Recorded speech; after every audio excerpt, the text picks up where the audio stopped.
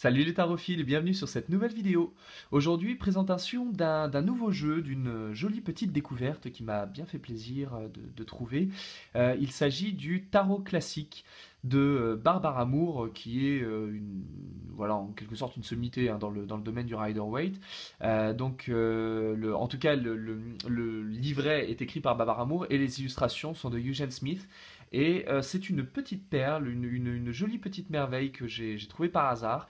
Et je me suis dit qu'il serait plaisant de pouvoir vous le présenter, d'autant plus que prochainement, j'aimerais initier une nouvelle série de vidéos didactiques sur justement les différences entre le tarot de Marseille et le tarot Rider, et d'essayer de justement de comprendre un petit peu les subtilités de lecture entre les deux, puisqu'évidemment on ne lit pas un Marseille comme on lit un Rider. Voilà, j'utiliserai peut-être sans doute ce jeu entre autres pour vous présenter ces subtilités de lecture.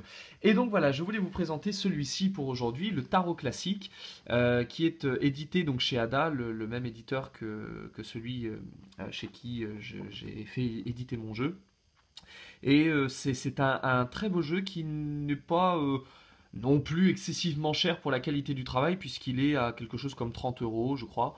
Donc voilà, c'est un très beau coffret avec de belles surprises, comme on va le voir.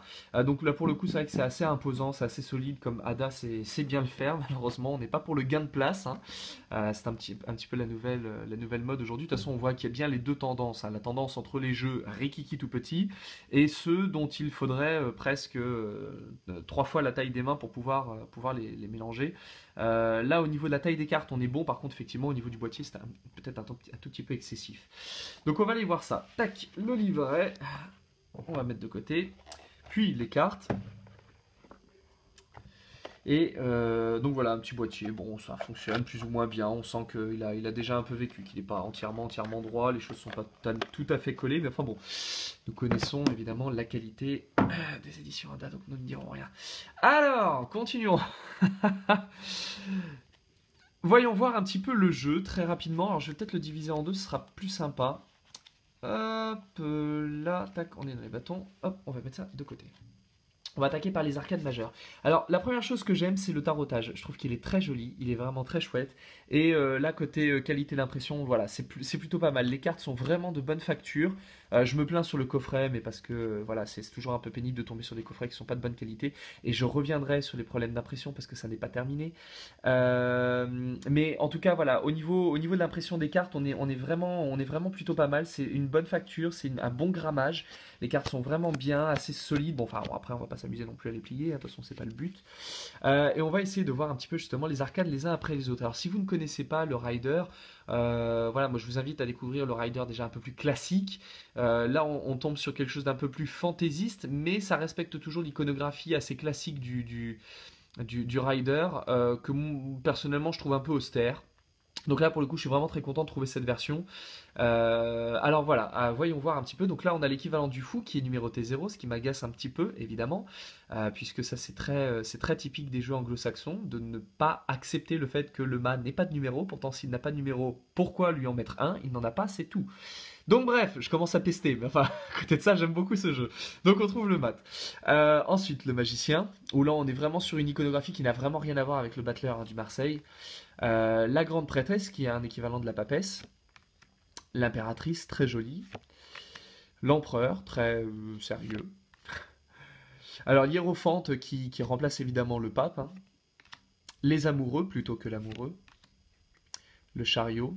Un peu, ouais, très, même j'allais dire un peu, mais même très égyptien pour le coup. La force, alors oui, bah, c'est un nouvel agacement, évidemment, de trouver la force en 8 et la justice en 11. Mais enfin, bon, ça, je peste pour tous les jeux qui sont de type Rider, d'avoir fait cet échange tout à fait incongru et insultant à l'égard du tarot. Mais enfin, bon, je vais pas le faire à chaque fois. L'ermite, assez chouette pour le coup. La roue de fortune, bon, je trouve discutable. Enfin, la justice, un peu dansante, un peu bon. Le pendu que je trouve vraiment chouette, il est super beau, très belle illustration d'ailleurs. On peut vraiment souligner le travail de graphiste. Alors si tu veux bien faire une mise au point, le travail de graphiste de Eugene Smith, qui est vraiment un excellent artiste. Je trouve les illustrations absolument sublimes. La mort qui est très poignante. Alors, la tempérance, il n'y a pas de la, enfin bon. Le diable, très chouette également. La tour, là, voilà, il n'y a pas de, il y a pas d'ambiguïté, hein, on sait ce qui se passe, hein. On est bien loin de l'iconographie du tarot de Marseille que certains veulent être joyeuse et festive. Non, non, là c'est l'étoile, certainement ma carte préférée. Je trouve qu'elle est vraiment, vraiment sublime, très, très jolie, très profonde. La lune, pareil, une de mes favorites. De toute façon, les cartes un peu sombres, un peu nocturnes comme ça, je trouve qu'elles sont vraiment belles. Le soleil, très beau également, avec l'enfant sur le cheval et les tournesols. Comme les tournesols, évidemment, c'est ma fleur préférée, donc j'ai un petit coup de cœur pour ça. Le jugement, un peu moins fun que sur le tarot de Marseille, mais bon voilà, ça donne bien la teinte, hein. Hop, et la carte du monde. Oui, c'est pareil, peut-être un peu discutable, mais enfin bon, ça garde une iconographie assez traditionnelle par rapport aux riders. Tac, on va aller voir les mineurs. Les mineurs, donc vous le savez, évidemment, les mineurs dans le rider sont toujours illustrés. Donc l'as de bâton, le 2 de bâton, le 3, 4, 5, 6, 7 où on voit cette espèce de scène de défense ou de bagarre. 8, alors on ne sait pas trop ce qui se passe, mais enfin. 9 et le 10. Ça, c'est un petit peu moi quand je reviens des courses. un peu ça. Alors, j'ai mis les personnages de cour ensuite, hein. Donc, on a le valet, le chevalier plutôt que cavalier, la reine avec sa jolie fleur et le roi. Bon, ça reste très traditionnel, hein, on va pas s'épancher non plus. Ensuite, les coupes. As de coupe qui est superbe, ça respire la bonne nature et la flotte, j'adore ça. C'est vraiment une carte, vraiment l'une pour moi des plus belles du jeu. Pareil, le 2 de coupe est sublime, c'est vraiment de toute beauté. Alors, celle-ci est un peu, voilà, un peu tristounette. Bon, on sait que toutes les coupes sont pas toujours très joyeuses, hein. En tout cas dans le rider, j'entends. Donc voilà, c'est vraiment très, c'est très éclectique, hein. On trouve vraiment de tous les décors et de tous les styles. Après, voilà, on adhère ou on n'adhère pas. Moi, il y en a certaines qui me font vraiment palpiter. D'autres, voilà, celle-ci me laisse un peu pantois. J'aime beaucoup l'idée de l'arc-en-ciel, j'aime beaucoup l'idée des couleurs, mais je sais pas, la présentation me parle pas forcément énormément, c'est dommage, mais ça reste quand même toujours très joli. Donc valet de coupe, chevalier de coupe, la reine sur son coquillage, et pareil le roi où il y a quelque chose de très Poséidon, très neptunien. Et ensuite on attaque les pentacles, donc qui sont l'équivalent des deniers. Donc avec l'as, le 2, 3 avec une jolie sculpture, très très jolie vraiment. Le 4 qui ressemble beaucoup, qui a vraiment l'air d'un roi, hein, un peu comme les rois et les reines. 5 de pentacle, les 5 sont toujours un peu glauques, hein. 6, 7, 8, 9, très joli le 9. Très vénusienne avec le petit symbole ici, là. Et 10 de pentacle. Le valet, qu'on trouve avec la pièce en l'air, comme sur comme sur le valet de denier sur le tarot de Marseille, où on voit qu'il a la main en l'air, voilà, et qui représente, il essaye de regarder la pièce. Là, on a gardé un petit peu, voilà, l'idée du regard à l'intérieur, j'aime bien. Le chevalier, la reine, le roi, et enfin les épées, qui sont parmi les cartes les plus difficiles, hein, dans le tarot rider. Elles sont représentées toujours dans des scènes un peu dark, donc bon. Voilà, après on s'y fait, hein, c'est-à-dire qu'on retrouve un peu l'équivalence des piques dans le jeu classique, dans le chien de pique, où les piques sont toujours assez funestes, on va dire. Oups. Et la reine d'épée qui se fait la malle. Bigre. Voilà pour les arcanes mineures. Donc du coup, évidemment, quand on utilise le Tarot Rider, on a l'habitude, hein, d'utiliser toutes les cartes et de tirer toutes les cartes. Après, il n'est évidemment pas du tout euh, obligatoire de devoir s'emparer de tout le jeu. On peut très bien utiliser uniquement quelques cartes et ça fonctionne évidemment tout aussi bien. Donc pas d'inquiétude, vous pouvez utiliser juste les arcanes majeures. Et à cela s'accompagne... Oups, je vais remettre ça ici et ça là, s'accompagne le livret qui ma foi est plutôt pas mal fait. Je dois dire que pour le coup je suis assez content. Tout n'est pas entièrement parfait. De toute façon on va le voir, hein, il y a des petits problèmes au niveau de l'impression ici, au même titre que par exemple voilà on a des petits problèmes d'impression. Je pense pas du tout que ça va passer, mais on voit que les couleurs sont pas tout à fait les mêmes, les choses sont pas entièrement calibrées. Alors je sais que c'est assez compliqué d'avoir quelque chose d'assez hétérogène, mais c'est vrai que pour le coup, alors là, la lumière est pas terrible, mais on voit par exemple qu'on est presque sur du noir plutôt que d'être sur du bleu. c'est pas tout à fait homogène. Bon, c'est pas si dramatique que ça. Pour moi, ce qui était important, c'est que le tarotage soit, on va dire, assez uniforme. Et pour le coup, on n'a pas trop à se plaindre. Les modifications, les altérations de couleurs sont pas extraordinairement gênantes. Donc, je pense que vraiment, pour le coup, c'est plutôt pas mal. Par contre, le livret a pris un petit coup. Je vais vous montrer ça. Donc, c'est évidemment tout en couleur, c'est évidemment très joli, comme Ada sait le faire, puisqu'ils font toujours de très jolis livrets pour le coup. On a vraiment des bons produits là-dessus. Alors, on se retrouve donc avec une légère introduction. Enfin bon, les fondements du tarot, où Barbara nous explique un peu voilà, la structure du tarot, les caractéristiques qui justement prédominent à pouvoir simplement dire qu'un jeu est un tarot et non pas simplement un oracle. On revient sur un historique du tarot, plus particulièrement évidemment en ce qui concerne le Rider-Waite, puisque elle c'est sa spécialité de pouvoir parler du Rider. Elle explique également quelques correspondances, puisque évidemment le tarot de Rider voilà, a eu des petites altérations, comme j'en parle à chaque fois, évidemment l'inversion entre la 8 et la 11 voilà, trouve des prétendues explications dans la Kabbale ou d'autres choses. Mais enfin, encore une fois, ça reste très futile et ça ne justifie pas du tout cette modification. Et Barbara là, parle des cartes renversées. J'ai beaucoup aimé ce qu'elle dit parce que elle explique qu'en gros, ça n'est pas une obligation évidemment de tirer à l'endroit et envers, mais que voilà, certaines personnes aiment le faire et que du coup, elle donne un autre sens à l'envers, mais qu'on peut très bien faire endroit envers, ça fonctionne très bien. Et ensuite, on attaque sur les arcanes majeures. Alors, on a toujours l'illustration d'un côté, très bien en plus imprimé, j'aime beaucoup. Je trouve que le livret est vraiment bon. Et de l'autre côté, on a donc des mots-clés. Donc les mots-clés pour la carte en droit, les mots-clés pour la carte en renversé ou en négatif, si on fait du positif et négatif, une correspondance en astrologie, ce qui reste toujours évidemment très personnel, l'élément qui est associé, les symboles, alors ça c'est chouette parce que moi c'était un petit peu le travail que j'avais fait dans mon bouquin, de voilà, déterminer symbole par symbole ce que les choses voulaient dire. Donc c'est intéressant parce que ça nous permet de peut-être simplement rebondir sur quelques éléments des cartes plutôt que sur l'ensemble de l'iconographie. Et après on a une description voilà, du personnage. Hop, tac.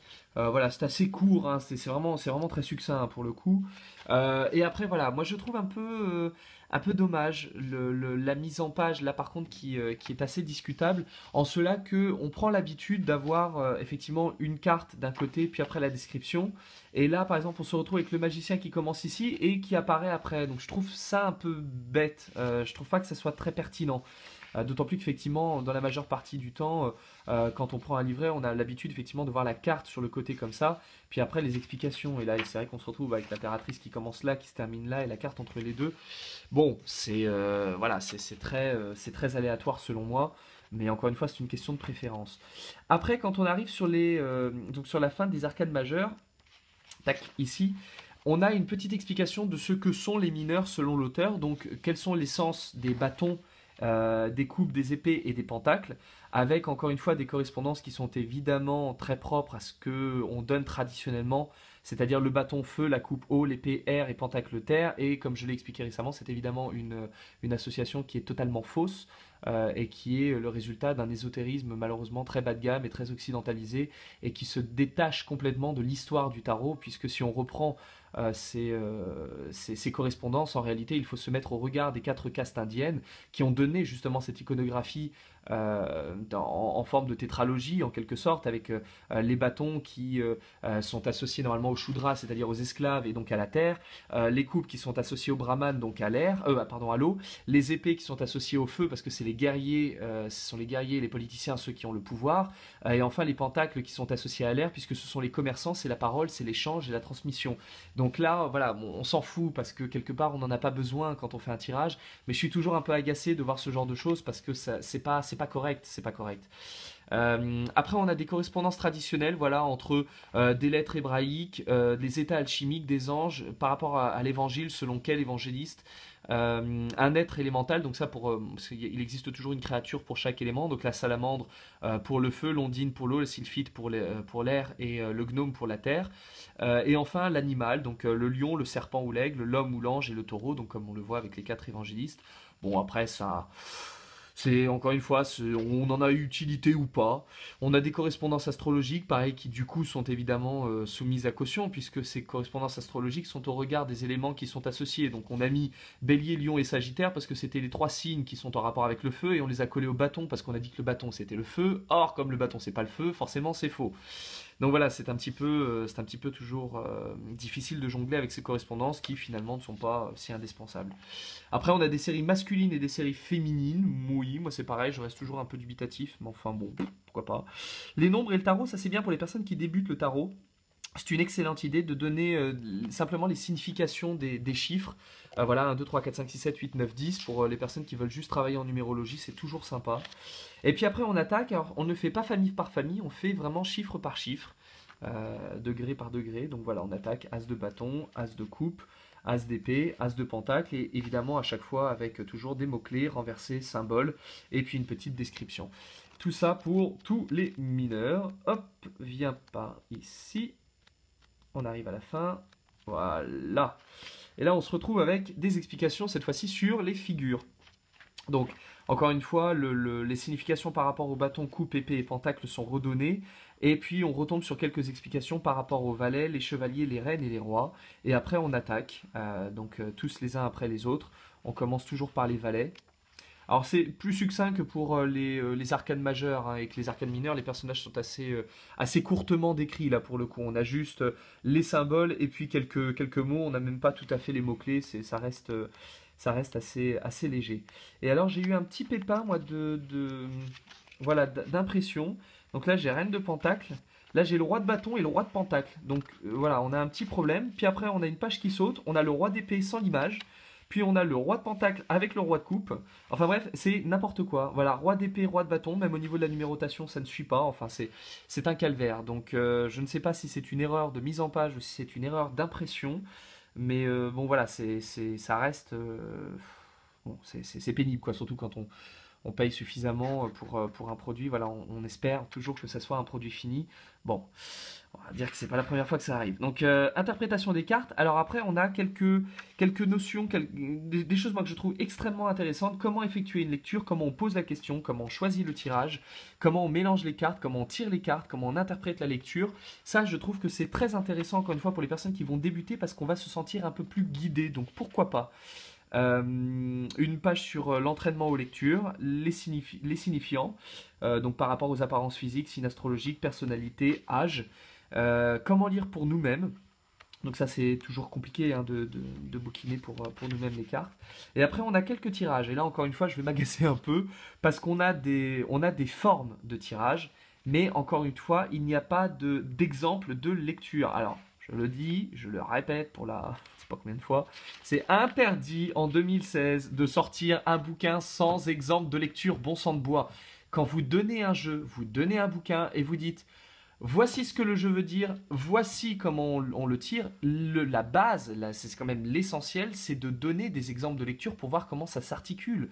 Parce que c'est pas intuitif, encore une fois, quand on achète un nouveau jeu, qu'on se forme à un nouveau système, ça n'est pas intuitif de savoir précisément comment s'articule le vocabulaire du jeu par rapport aux tirages qui vont être donnés.